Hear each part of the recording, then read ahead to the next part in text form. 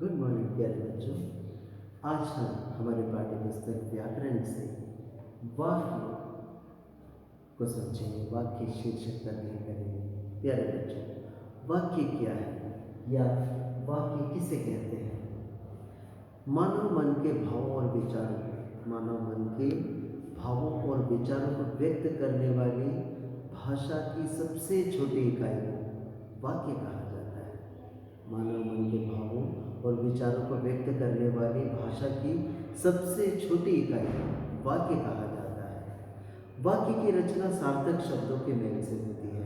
वाक्य की रचना सार्थक शब्दों के मेल से होती है और सार्थक शब्दों के समूह को ही भाषा कहते हैं। प्यारे बच्चों, इस प्रकार जिस साधन से लिखने या बोलने वाले का आशय पूरा पूरा प्रकट हो उसे वाक्य कहते हैं। या हम वाक्य को इस प्रकार भी परिभाषित कर सकते हैं कि सार्थक शब्दों का वह व्यवस्थित समूह जिसमें भावों विचारों को प्रकट करने की क्षमता हो उसे वाक्य कहते हैं। वाक्य को परिभाषित करने के बाद वाक्य के गुण या विशेषताएं। प्यारे बच्चों, वाक्य के 6 गुण या उसकी 6 विशेषताएं होती हैं। उसमें सबसे पहला है सार्थकता, दूसरा है योग्यता, तीसरा है आकांक्षा और उसका चौथा गुण है निकटता और पांचवा गुण पदग्रह और छठा उसका गुण या विशेषता है अन्वय। प्यारे बच्चों, अब हम समझेंगे कि सार्थकता क्या है।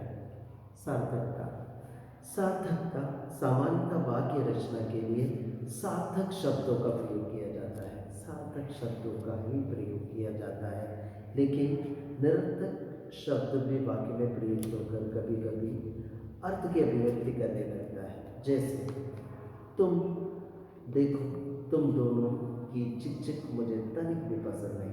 यहाँ चिक चिक शब्द, तो ये शब्द भी वाक्य में प्रयुक्त होकर अर्थ की अभिव्यक्ति करने लगते हैं। इसी प्रकार से कुछ भी करने से पहले जिग जिग तुम लोगों की आदत है। जिग जिग करना तुम लोगों की आदत है। कुछ भी करने से पहले जिग जिग करना तुम लोगों की आदत है। इसमें जो जिग जिग जो शब्द है वो निरर्थक होते हुए भी वाक्य में प्रयुक्त होकर अर्थ की अभिव्यक्ति करने लगते हैं।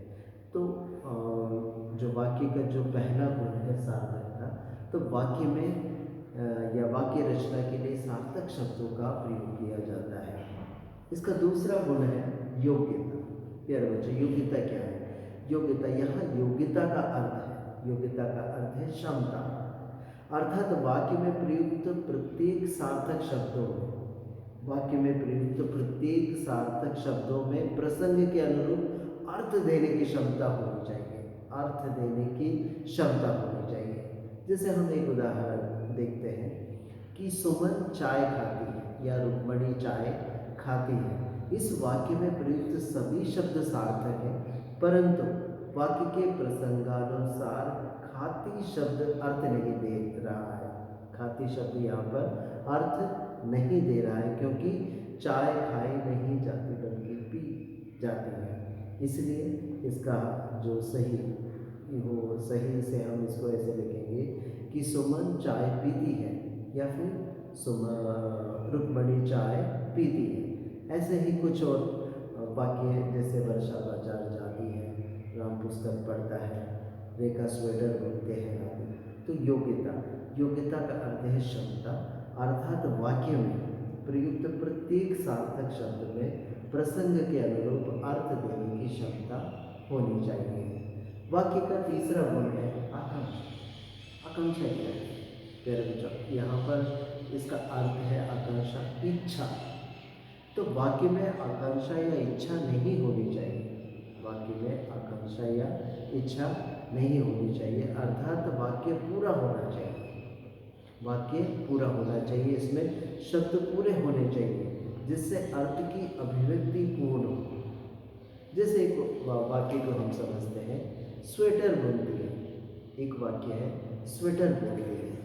अब इस वाक्य से पूर्ण अभिव्यक्ति नहीं हो पाने के कारण श्रोता के मन में इच्छा, आकांक्षा जागृत होती है।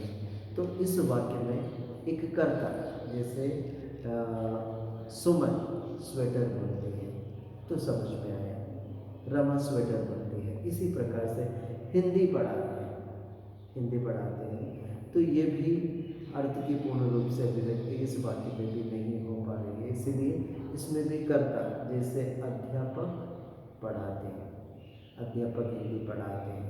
तो ये वाक्यों में वाक्यों के जो तीसरे गुण हैं, तो इसमें इच्छा अर्थात वाक्य में आकांक्षा या इच्छा नहीं होनी चाहिए, वाक्य में आकांक्षा या इच्छा नहीं होनी चाहिए। जैसे स्वेटर बुनती है, तो इस वाक्य में कर्ता का होना जरूरी है। तो कौन स्वेटर बुनती है? राधा स्वेटर बुनती है, सुमन स्वेटर बुनती है, राधिका स्वेटर बुनती है। तो वाक्य का जो तीसरा गुण है आकांक्षा, तो वाक्य में आकांक्षा या इच्छा नहीं होनी चाहिए। चौथा इसका गुण है निकटता। निकटता लिखते या बोलते समय वाक्य में, लिखते या बोलते समय वाक्य में प्रयोग किए जाने वाले शब्दों में परस्पर निकटता होना चाहिए, निकटता होना चाहिए। इसके साथ विराम चिन्हों का प्रयोग यथास्थान अवश्य किया जाना चाहिए। विराम चिन्हों का प्रयोग भी यथास्थान अवश्य किया जाना चाहिए, क्योंकि रुक रुक कर बोले गए शब्दों से अभिष्ट अर्थ की प्राप्ति नहीं होती है ना। जैसे हम समझते हैं एक वाक्य, जैसे रोको मत जाने दो, अगर हम पहले विराम देते हैं तो इसका अर्थ ये हुआ रोको मत जाने दो, जाने नहीं दो। इसी प्रकार से अगर हम रोको मत जाने दो ऐसे बोलते हैं, तो रोको मत मतलब रोकना नहीं है, उनको जाने देना है। इसी प्रकार से अगर एक सेंटेंस, हम एक वाक्य को हम ऐसे बोलते हैं, वह मजदूर जो कल नहीं आया था बीमार पड़ गया है। अगर हम इस वाक्य को रुक रुक कर बोले गए वाक्य से अभिष्ट अर्थ की प्राप्ति नहीं होती है ना। इसलिए वाक्यों को बोलते या लिखते समय शब्दों में परस्पर निकटता होना अति आवश्यक है। वाक्य का चौथा गुण है, पांचवा गुण है पदक्रम। पदक्रम क्या है? प्यारे बच्चों, वाक्य में शब्दों का एक निश्चित क्रम का होना ही या निश्चित क्रम में प्रयोग किया जाना ही पदक्रम कहलाता है। पदक्रम, पदों का एक निश्चित क्रम से प्रयोग किया जाना ही पदक्रम कहलाता है। जैसे एक अगर हम क्रमभंग करते हैं तो अर्थ का अनर्थ हो जाता है, तो इसमें एक निश्चित क्रम का होना अति आवश्यक है। जैसे हम एक सेंटेंस इसको समझने की कोशिश करते हैं, जैसे घास में मैदान, घास में मैदान पशु चर रहे हैं, घास में मैदान पशु चर रहे हैं। इससे उस वाक्य पदक्रम सही न होने के कारण यहाँ पर या क्रम के भंग होते ही अर्थ का अनर्थ हो जाता है। घास में मैदान पशु चर रहे हैं, इसका सही पदक्रम क्या होना चाहिए? पशु मैदान में, पशु घास के मैदान में चल रहे हैं, या पशु मैदान में पशु घास चर रहे हैं। इसका सही क्रम होना चाहिए, मैदान में पशु घास चर रहे हैं। इसी प्रकार से आसमान चमकने लगा सूरज में, आसमान चमकने लगा सूरज में, इसका सही क्रम क्या होना चाहिए? क्या होना चाहिए सही क्रम? सूरज आसमान में चमकने लगा। या फिर एक और वाक्य को हम समझते हैं, बच्चों को काटकर सेब खेला, है ना। इसका सही देखो अनर्थ हो जाता है, अर्थ का अनर्थ, तो इसका सही जो पदक्रम है, सेब काट कर बच्चों को खिलाओ। तो पांचवा गुण है पदक्रम। वाक्य में पदों का एक निश्चित क्रम में प्रयोग किया जाना है पदक्रम में, और क्रम भंग होते ही अर्थ का अनर्थ हो जाता है। इसलिए पदक्रम का भी भाषा में विशेष ध्यान रखना होता है। फिर उसका छठा गुण है अन्वय। मेरे बच्चों, अन्वय क्या है? अन्वय का शाब्दिक अर्थ है मेल, आपस में मेल, अर्थात वाक्य में प्रयुक्त कर्ता, काल, वचन, लिंग, कारक आदि का क्रिया के साथ अनुकरणात्मक मेल होना चाहिए। इन सभी का क्रिया के साथ अनुकरणात्मक मेल होना चाहिए, अनुकरणात्मक मेल होना चाहिए। इसके बिना वाक्य में निहित अर्थ प्रकट नहीं हो पाता। इसलिए कर्ता काल वचन लिंग कारक आदि का क्रिया के साथ अनुक्रमणात्मक मेल होना चाहिए, जिससे हम एक वाक्य से इसे समझने की कोशिश करते हैं। गीता की बहन किताब पढ़ता है, गीता की बहन किताब पढ़ता है, तो यहाँ पर जो कर्ता है, कर्ता के अनुरूप क्रिया नहीं है ना। इसका सही रूप क्या होना चाहिए? गीतिका या गीता की बहन किताब पढ़ती है। अगर उसको ऐसे लिखे, मोहन कल, एक सेंटेंस को समझते हैं हम, मोहन कल विद्यालय जाता है ना।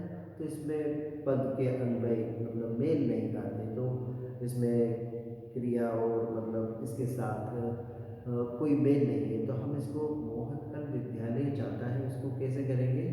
मोहन कल विद्यालय गया। इसी प्रकार से एक और सेंटेंस को हम समझने की कोशिश करते हैं कि चलते चलते वृद्ध, चलते चलते वृद्ध सड़क में गिर गए।